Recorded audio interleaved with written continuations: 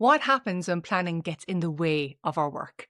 I have found myself in this position so many times where I really should have been doing anything except planning. But, we have all fallen into that trap where we get caught up in the planning process. And while I love a good spreadsheet, a good to-do list, a good plan, we have to talk about the times where it gets in the way of our progress instead of helping us get there. So today I want to talk a bit about that, share some of the downsides of planning, and then some ideas to help you right size your planning process so that it fits your job, so that it fits your work day, so that it fits your life. When I was getting ready for this episode, I was thinking back over the years and how I used to plan in different ways. And oh my God, have things changed. When I was in more junior roles, I barely had a plan. I mean, like the plans were done for me. And then as I moved into project management and operations, more senior roles, I was the one, planning not for myself only, but also for other people. And it could take up, a good part of my week. And now, because I have so much control over my week, I have to have a plan. Otherwise, honestly, I could end up doing anything, right? That takes my fancy. And so it does evolve over time. It does depend on the work that we do. But while I was thinking about it, I was like, wow, there has been some times when I really should not have been planning. I should definitely have been doing the work. So let's have a look at that. Let's have a look at, some of the ways that planning gets in the way of our day as opposed to helping us move forward.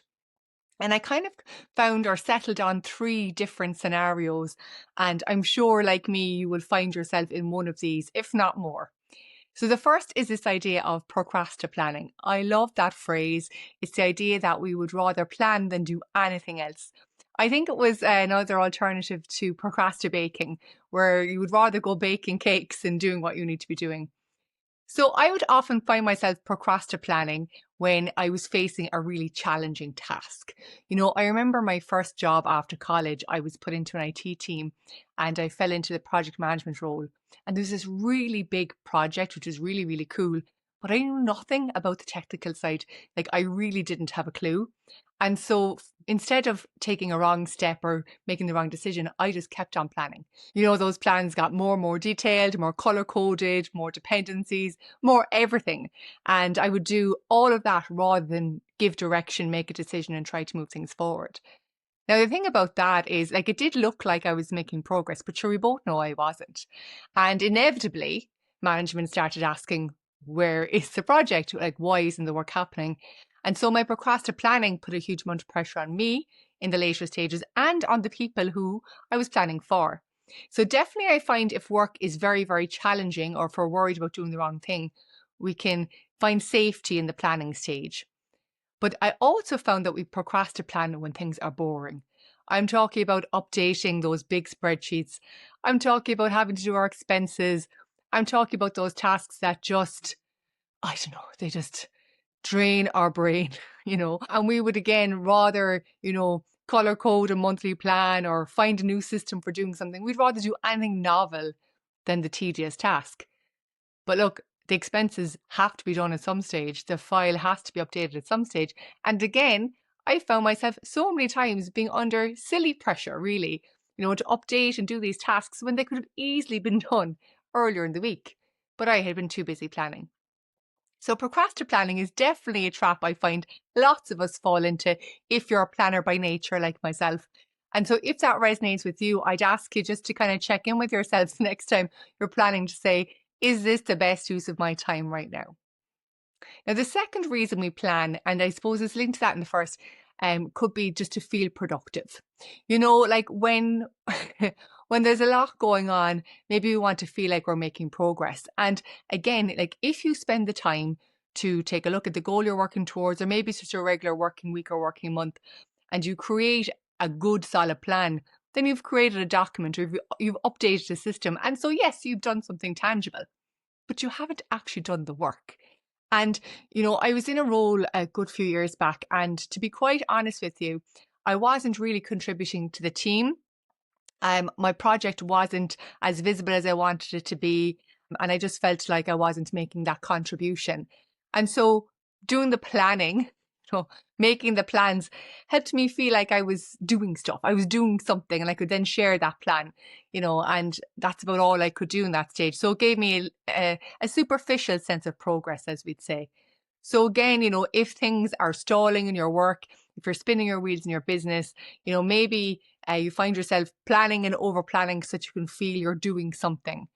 But that stops us from doing probably the harder work, asking ourselves the harder questions around, well, why do we feel like that in the first place? And that's a tricky one to answer sometimes. I mean, I know that. But again, we have to draw ourselves to it, because planning for the sake of it doesn't get us any further. All we have is a few nice plans or spreadsheets or whatever it is you use. And the third reason I thought of when it comes to, when we're over planning or when we're planning when we don't need to, is planning to feel in control.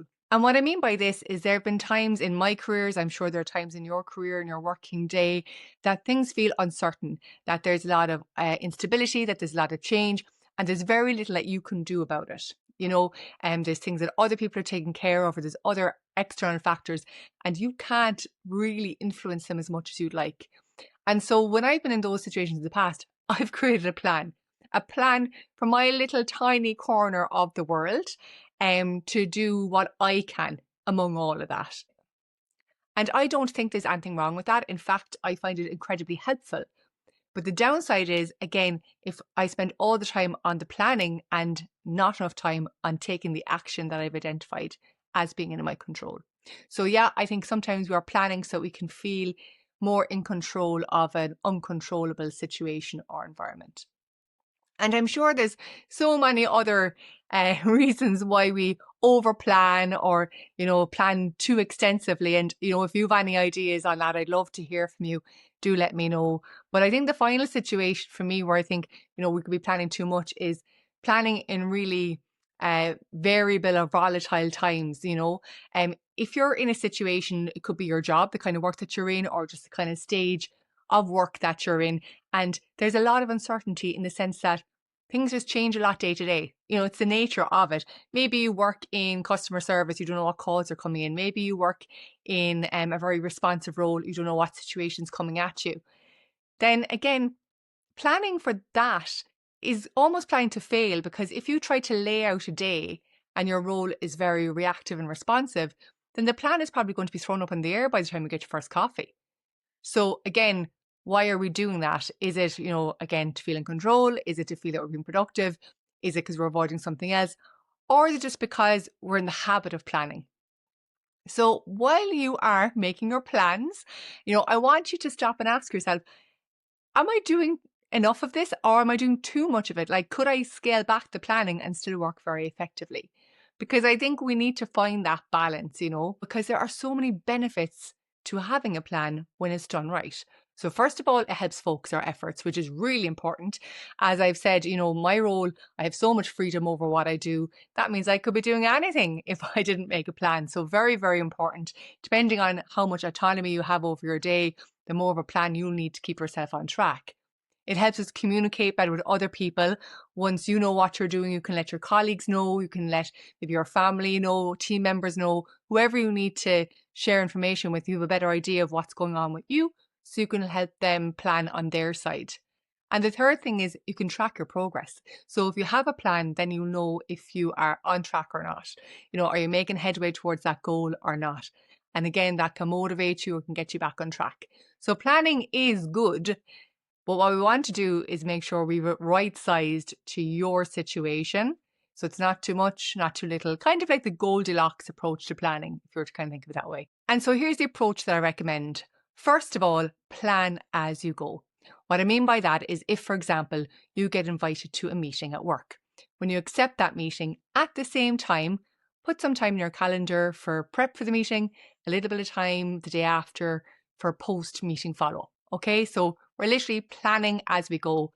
I keep a paper diary, like very old fashioned, like this very basic, diary with the dates on top, page per day.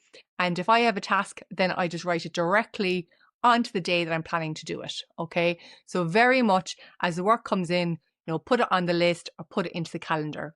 And then just take a little bit of time at the end of the week or every couple of days to take a look at that and refine it, tweak it, move things around, make sure that you are focusing on the right stuff.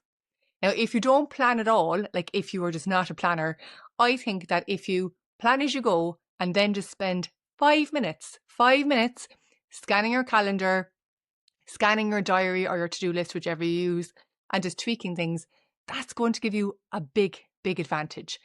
If you are already a planner, if you're more like me, then I want you to max it, set a max time of 20 minutes.